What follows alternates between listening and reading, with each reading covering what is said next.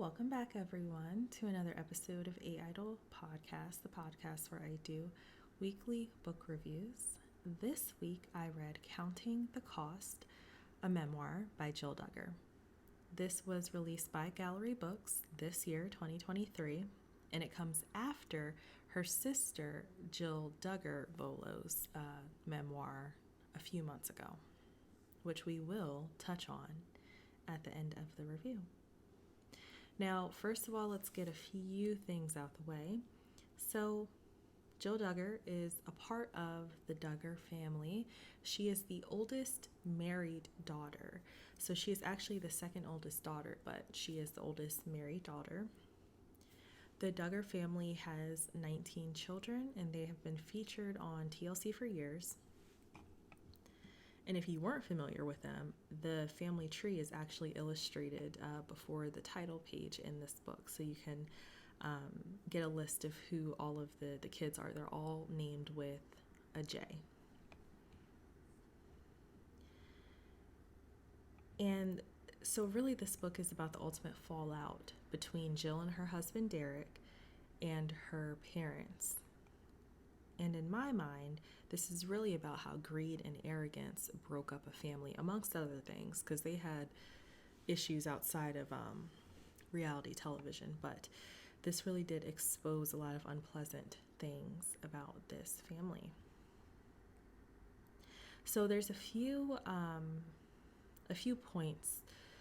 plot points you should know about the Duggar family in general to give you more background information so that you can go into this book sort of understanding what this world is. So, first of all, according to Jill, IBLP is a cult thriving on a culture of fear and manipulation. IBLP stands for the Institute of Basic Life Principles. It is, like she described, a cult, very conservative Christians that have very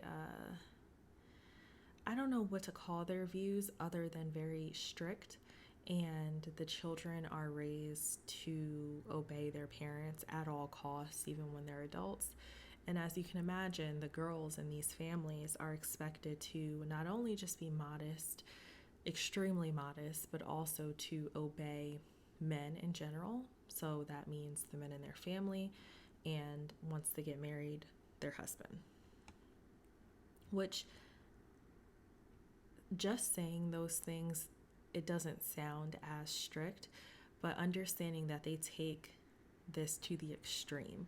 And so instead of dating, for example, their kids have courtships, which is really just monitored dating by your parents. And so you're never really alone with that person until you're married to them. So it's kind of going from one extreme to another. There's a lot of strange things that are encouraged in IBLP. And if you're looking for more information at this point in 2023, there's a lot of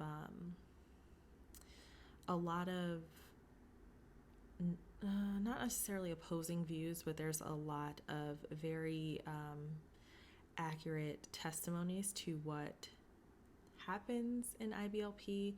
There was a documentary, I believe, by Amazon Prime that Jill was actually a part of that exposed what IBLP is and all the ways that they can wrong people and hurt families. So definitely, if you want more information, it's not hard to find, and it was also discussed in Jinger's book as well. Now, so back to the plot points. So Jim Bob, who is Jill's father, was exposed to IBLP via Bill Gothard, who for a while was the head of the IBLP. Jim Bob was exposed to him when he was only 12 or 13 when he heard Gothard deliver a sermon about the dangers of rock and roll. So that's important because it shows us that honestly, any children that Jim Bob ever had never really had a chance of not being raised under this strict set of standards, I guess, because he was exposed to it at such a young age, and he really just leaned into it completely. So when he and Michelle got married, they had 19 children, and they were featured on then the Discovery Channel now TLC for years. They had several documentaries that turned into 19 Kids and Counting, and that turned into Counting On. So various iterations of this reality TV family. In between that time, Jim Bob was extremely instrumental in setting up Jill with Derek, which is very ironic considering that Derek is probably the only one, if not the most controversial in-law to them, because he's kind of on the outs, and so is Jill with that entire family. They married in 2014. And this is when Jill kind of slowly started to wake up to the dangers of reality TV, which includes the greed and the arrogance that it ultimately breeds, but also the toxicity of her family and their views and things like that.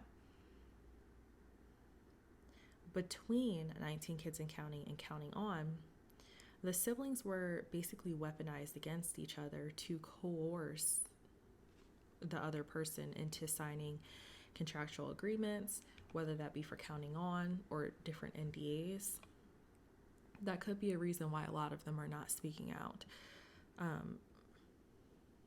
Now, within all of this, Bill Gothard was pushed out of IBLP for his own sexual assault allegations, which is wild because if this is something that is supposed to promote strong family values and modesty and chastity and all this stuff, and this man is out here just committing crimes left and right, it says a lot about your organization or whatever you want to call it. And lastly, but most relevant, Josh Duggar, who is the oldest child of this family, his crimes were exposed twice, resulting in the cancellation of both 19 Kids and Counting and later on Counting On, and he is currently in prison. And if you want more information on that, that's not hard to find either, so just Google it. Okay, so now starting with just the basic structure. So the title, Counting the Cost, very relevant, honestly. And there's various different ways that you can interpret this. So, of course, there's the emotional cost that Jill had to pay for basically separating herself from her family. That has to be a strenuous thing and very unpleasant, as she speaks about in the book. Then there's the monetary costs. So probably the most shocking thing that I got out of this book was that Jim Bob sent Jill a itemized invoice explaining all of the money he spent on her.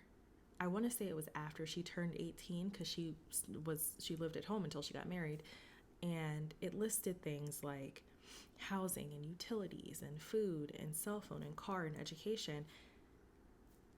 And it was very, and this was him basically giving her an invoice to justify not paying them for being on reality television, which, I mean, that just showcases the character of him, or also the greed of what that reality television show did to the family, because there was a point where he wasn't paying any of the adults, which is wrong. But anyway, so that speaks to the monetary cost, and according to Jim Bob, the cost of bringing Jill into this world. Then there's the cost of faith. So one thing that both Jinger and Jill have in common is a general sense that they don't believe in the same exact things that their parents believe in. And it can go from small stuff like only wearing skirts and dresses up to larger things like who should be leading a sermon, or who you should be listening to when it comes to the Word of God, or if you should trust someone like a Bill Gothard to interpret things for you versus actually reading the Bible itself. So they both have lost a portion of the faith that they had when they were younger and replaced it with something else that they truly believe in. And the last cost, I would say, is the price of fame. And this, you know, with both Jinger and Jill, it's interesting how similar but different that they are in adulthood, because now they're not very active with their children on social media. Whereas when they were kids, you know, they had cameras around them 24/7, but with their kids, they're very sheltered away from, you know, like social media and society and whatever, paparazzi. And I think that's a reflection of them not wanting their kids to have to pay the price of fame that they paid. Now, this book opens up with a prologue, which it brings you in immediately because this prologue sets the scene of Jill and her soon-to-be husband, I think, at this point. I think they were engaged at this point. And they were outside playing with the younger children, and they were, it was snowing, so they were like sledding on the snow. So her and Derek were seated on the same sled. Out in the open, there's kids around, and her mom actually scolded them for sitting on the same sled. This is how strict these courtships are, and how strict this idea of modesty is, and chastity, that you're not supposed to sit next to, at this point, you're the person you're going to marry, like, it's serious. What that did was it showed her reflection on the strangeness and the humiliation of being an adult, almost married, and still having to abide by those rules. So from her putting that first, you can see that she is now aware of just how messed up that is. She's a grown woman. She can't sit on the sled with her, fiance. All of it was very strange. It's not like they're in a back room somewhere, sneaking away. They're out sledding, whatever. There are 9 chapters and 1 epilogue, and the epilogue kind of closes in a bittersweet kind of way. It's titled A Photo, and that's because there's a picture included of Jim Bob and Michelle with her latest child. And that's significant because throughout this book, we're taken through the dramatic decline in communication between her and her parents. And so it's significant that her having her last child very recently, I think it was either like a year ago or maybe 2 years ago, it was very recent. It shows that there's almost like a truce when it comes to the children, but that it's still very strained with her relationship. But it was nice to see that, at least they can all get together for the sake of her child and their grandchildren. And lastly, it closes with an author's note, which I love because the first sentence says, "This book is not a letter to my family as a part of the reconciliation." That's important because it shows that she's not writing this book with the motive of getting in good with her family or even exposing her family. She just wants to tell her story. And that's significant because I want to talk about the difference in there's a word I'm looking for, but I want to compare that aspect to Ginger's book because it's very different in the way that they explain their truths, but we'll get there. Okay, so the writing style very easily identified as reflective. So this is something that she's taking a look at her life in the past and her upbringing, and she's explaining certain situations to us, why they're relevant to her, and also looking at it objectively and saying, look, I understand why my parents thought that they were doing the best for us, but it impacted me this way. And you can tell that she's been going to therapy because once you get into therapy, you're able to, if you're doing it correctly, you're able to hone in on your self-awareness and practice that. And you're not really able to reflect appropriately unless you are self-aware.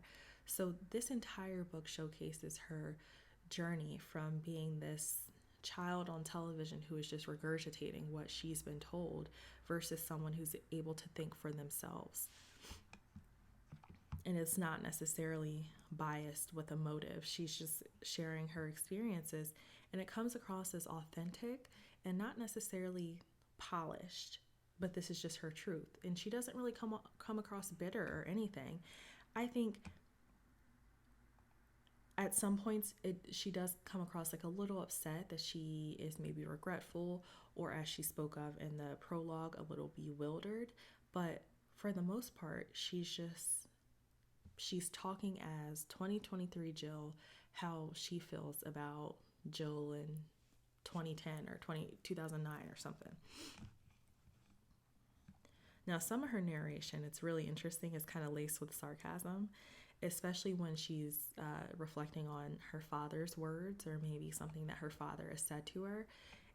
And that right there establishes how far removed she is from this cult, that for years, you know, she was part of this family that when you go back and watch some of those episodes, it's very clear that they have scripts, not necessarily like written out and typed out, but it's like as a family, they have answers, specific answers to questions that they're expected to give. And so, and this is also a part of the book where, like, there's a scenario where her mom is talking to the kids about why they shouldn't maybe read a book that has a witch in it or something, like a fiction story. And she gives them the answer that they're expected to regurgitate. And you can very clearly see on the television show, all of their answers are the same. Vocabulary is very limited. But with her writing in this book, you can for sure see that she's coming into her own, and she has a little bit of a personality. I'm not so sure that any of them had personality by watching what was on TV. So now Jill's arc, she goes from this child who, by her words, is an approval hunter to this strong individual, this strong adult. And it's funny because it makes sense that she's the one that is the most hurt by her father's decisions, because she was the most committed as a child to being the perfect daughter. She was the one that always wanted to be the child that her parents could count on to be, you know, happy and willing to help. And now she is the most disillusioned, and that's kind of how it happens in life. Usually the followers that are the most committed, once they find out the truth or find out something else, they're the most upset with it. Now, her family environment did really promote this idea that parental approval is the goal for the children. And so that's reinforced by the IBLP's umbrella of authority. So under that umbrella, there's God, then there's the father or the husband. Under that, there's the mother, and under that is the children. So as a child, you're expected to obey your mom, your dad, and then God above all else in order to protect you against the devil. So there's this idea that if you don't do everything that your parents ask you to do, you're putting yourself outside of that umbrella to be attacked by the devil. This is also an idea that was reinforced by Jinger in Becoming Free. So they called her the perfect Jilly Muffin, like that was her kind of nickname. An example she gave was when they were younger and they were kids, like actual kids, and they would have Bible time where they would, you know, read their Bibles as a family. The kids would get together and Jill would be the only one that was sitting there quiet with her Bible out, ready to go, while the other kids are just being kids, you know, being rambunctious. And she remembers her parents saying, wow, you guys should be like Jill. Look at Jill. She's all ready to go. She's quiet. She's settled. So that's reinforcing this idea that you have to be the perfect daughter, the perfect son, or you have to go out of your way to, I don't want to keep saying obey your parents, because that doesn't seem to, it's not about obeying your parents. It's about really just making it so you don't have any say-so in your life at all.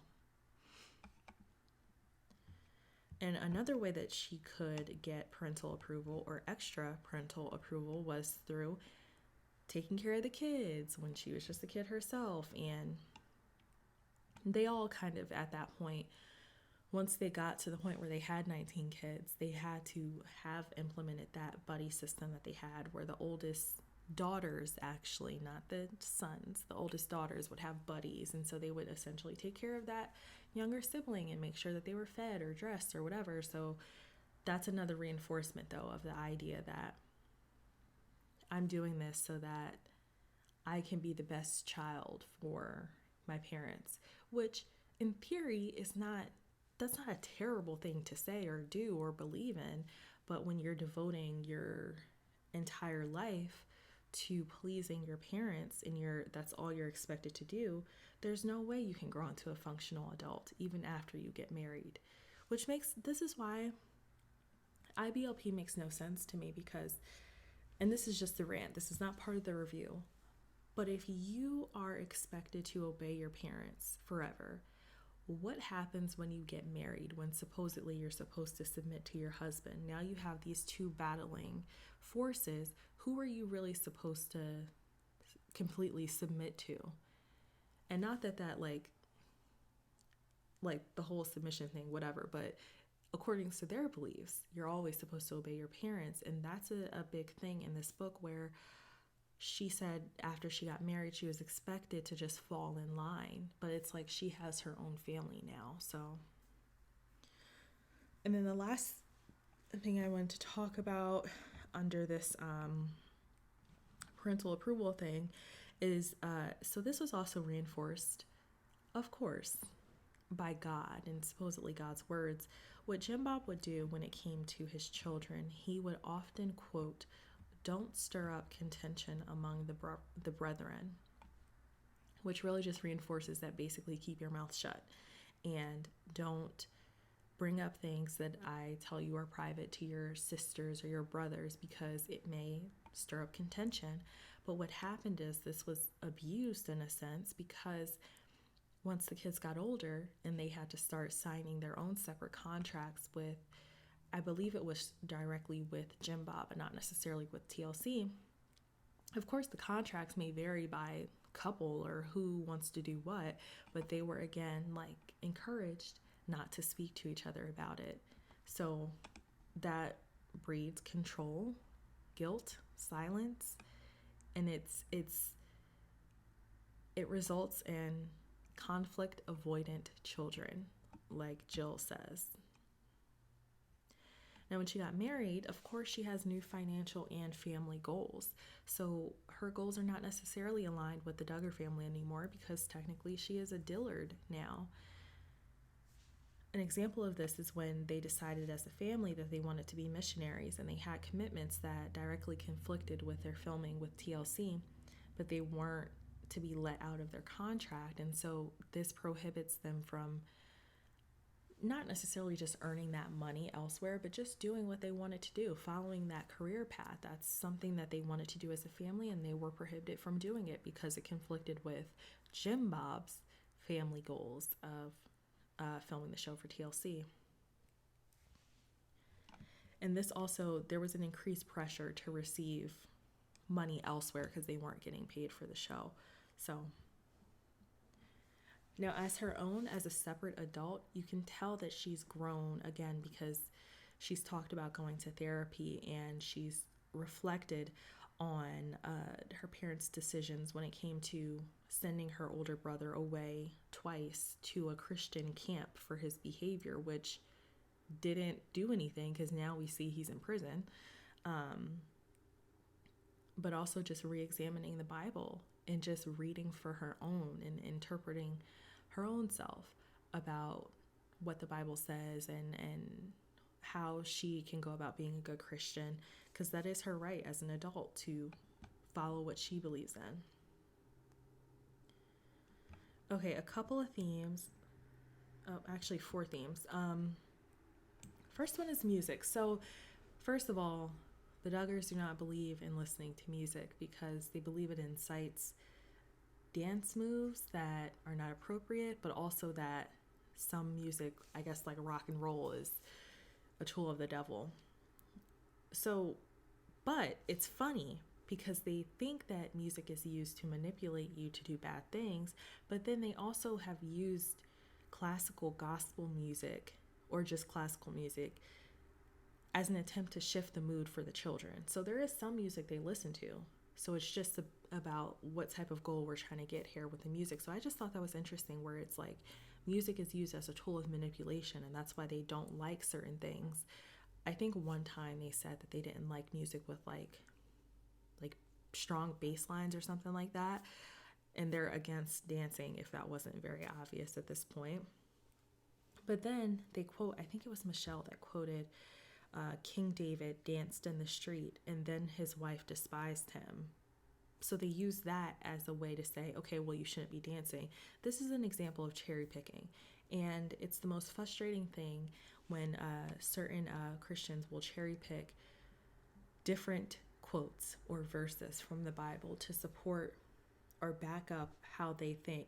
I honestly would be okay with them saying they don't like music or dancing if they just said, oh, we just don't want to do that, and not necessarily pick this quote that's not what that means. That's not, it doesn't mean don't dance. It just means that happened to King David, whatever. But they had a few calls to attention within the family. So the first one was going along with the music thing. When she would click the cassette player into place, that would immediately get the younger children's attention because they would hear that classical music come on. And being that that was the only music that they heard, it was something that at least settled them into silence or like a trance, or, it calmed the whole room. Another call to attention was they would yell Nike.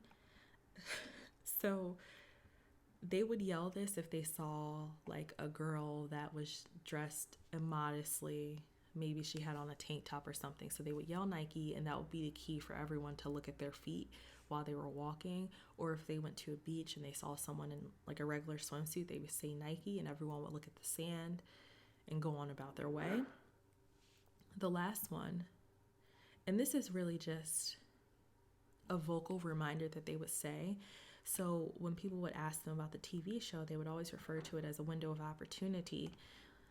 And this is really to guilt you to say that you're not getting paid for it, but you're not going to get paid for it. So just get back in line, and keep volunteering your services, because this may not always be here.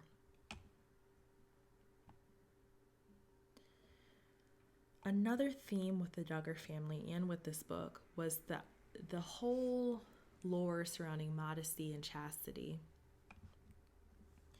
So they were encouraged to be modest so as not to tempt anyone else. And this enforced a lot of guilt in the girls specifically, because they're constantly worried that they're going to immodestly tempt someone because maybe their skirt was an inch above their knees. Because I don't even want to say their skirt was short, because their short and our short is not the same thing. So this just gave the girls anxiety, really, about making sure that they weren't tempting another guy without even knowing it.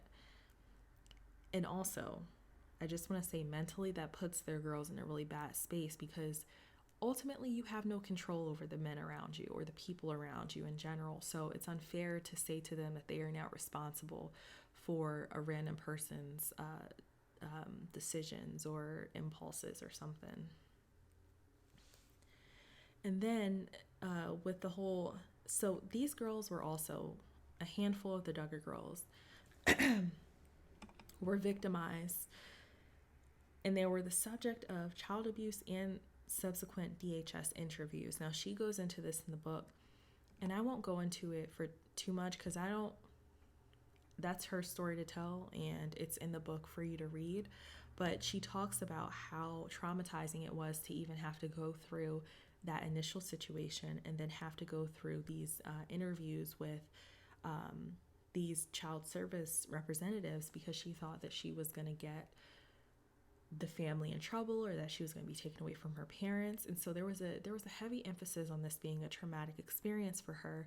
And then she was re-victimized by In Touch when they released the police report in 2015, I believe. So there were a lot of areas where she was not protected. And she speaks about how difficult it was for her to really get through that. So, and also when it came to the In Touch releasing the police report, she lists everyone that was involved in that. And it's not funny, but it's very clear who she blames for the release of those documents, because she lists them name by name by name multiple times.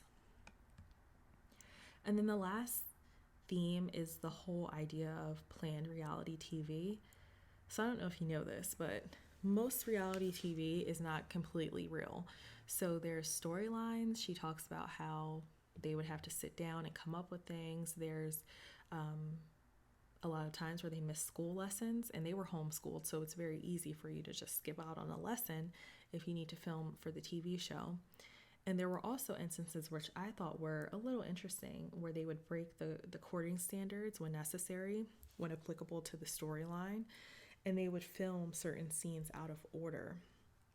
So I wanted to just touch on that, because as bland as 19 Kids and Counting was, and counting on, it's still, a lot of it wasn't necessarily real. Like, they would reshoot scenes and things like that. So now, my review. So first of all, I just want to say the audience for this book should be those who have followed the Duggars, or are really watching Jill blossom into an actual, human being, and not necessarily a robot that just regurgitates what she's told.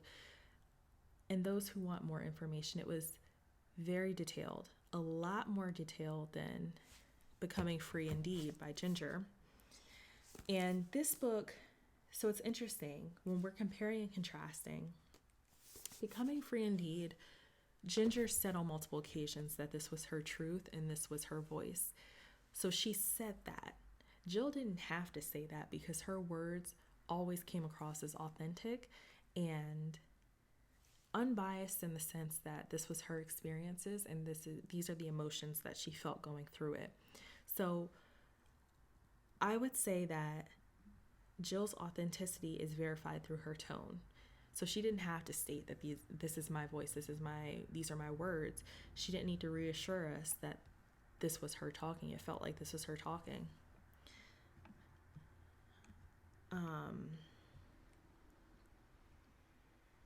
Where is my next point here? So that being said, I think Becoming Free Indeed is a more politically polished version of the story. Both of their stories match, but it felt like Jinger specifically was walking a fine line of not really speaking about her parents, whereas Jill didn't have, she doesn't have any boundaries to protect other people. She's protecting herself, so she's speaking through it. And you could tell that this book was like therapy for her.